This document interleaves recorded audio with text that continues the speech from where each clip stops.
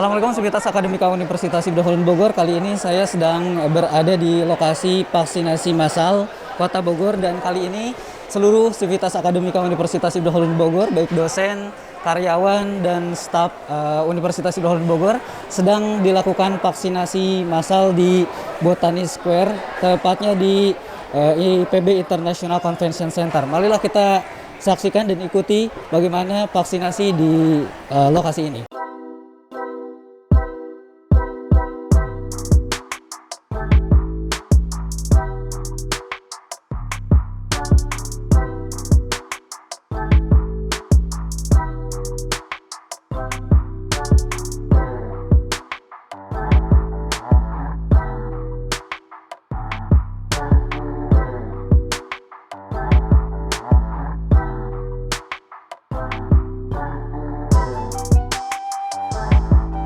Ya, saya Erna Nuraina, Sekretaris Dinas Kesehatan Kota Bogor. Ibu, terkait dengan vaksinasi hari ini, berapa banyak warga yang divaksin hari ini dan dari mana saja serta siapa saja? Baik, hari ini kita melakukan 2 titik vaksinasi massal, yaitu di ICC ini dan di Puri Begawan. Masing-masing sasarannya di sini sekitar 1.600, di Puri Begawan sekitar 1.750. Jadi 3.350-an sasaran. Di sini berasal dari Sivitas Akademika IPB dan manajemen IICC, kemudian dari UIK dan dari Unpak. Sedangkan di Puri Begawan itu dari guru-guru SMA se-Kota Bogor. Gitu. Terkait dengan lokasi vaksin di Kota Bogor itu berapa banyak sih, Bu? Lokasi. Alokasi. Oh, alokasi. Untuk sasaran tahap 2 itu pelayanan publik dan lansia. Untuk lansia sendiri sekitar 60.000. Kemudian untuk pelayanan publik yang sudah masuk ke kami datanya sudah di 40 ribuan.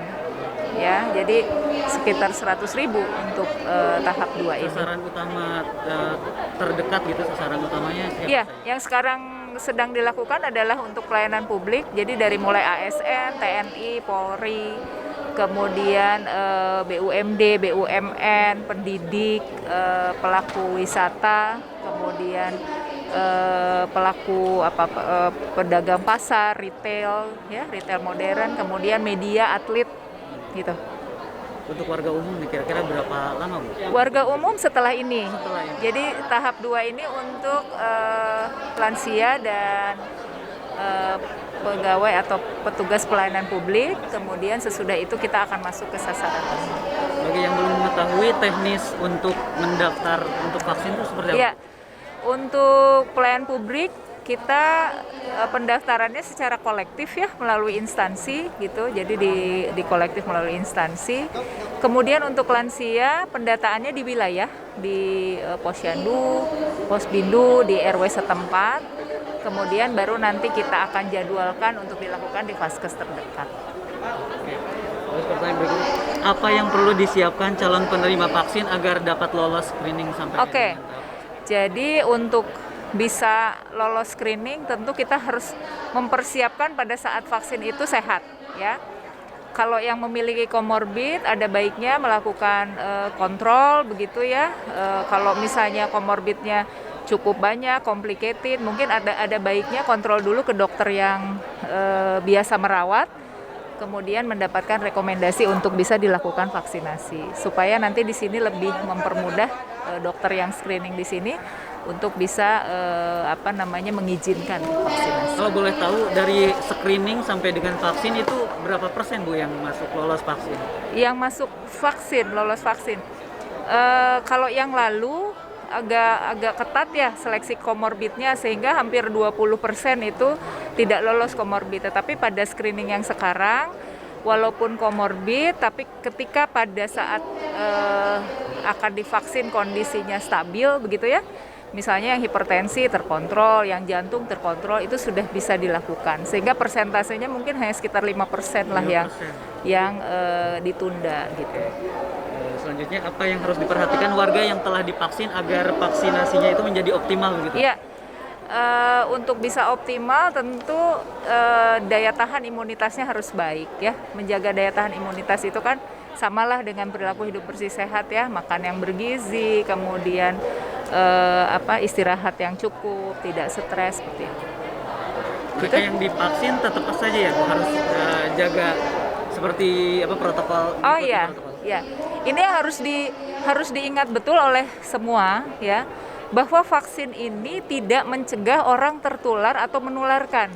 Ya, jadi bukan berarti kalau sudah divaksin saya boleh buka masker, saya boleh boleh berkerumun dan sebagainya ya. Jadi tetap vaksin itu kan dilakukan untuk mencegah agar ketika kita terinfeksi itu respon tubuhnya cepat sehingga tidak menjadi berat gejalanya gitu ya. Tetapi kita tetap bisa tertular, bisa saja menularkan. Jadi walaupun sudah divaksin, maka protokol 5M-nya tetap harus dilakukan.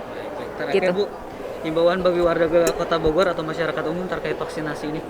Ya, untuk warga Bogor mungkin bersiap nanti menunggu gilirannya, menjaga kondisi badannya supaya pada saatnya nanti divaksin Bapak Ibu dalam keadaan sehat, dan tentu saja tadi sambil menunggu vaksinasi kita tetap harus melakukan disiplin protokol kesehatan dengan 5M.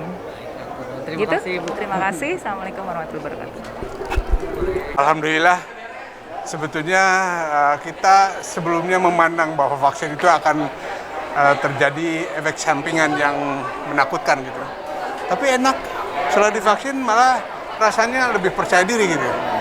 Jadi mudah-mudahan kepada masyarakat luas, saya mengimbau marilah kita ikuti program pemerintah untuk vaksinasi supaya bangsa kita terbebas dari penyebaran virus corona. Saya kira demikian. Terima kasih. Matur nuwun Pak, makasih. Pak Rektor gimana Pak? Baik. Kepada saudara-saudara yang masih belum divaksin, saya anjurkan untuk segera divaksin. Jangan takut.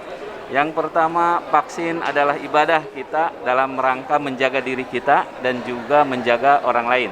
Yang kedua, seperti tadi disampaikan oleh Prof. Bibin, ternyata divaksin tidak sakit.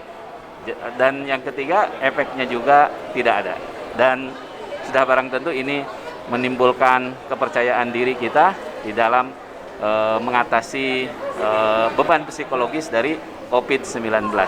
Semoga bangsa kita cepat bebas dari COVID-19.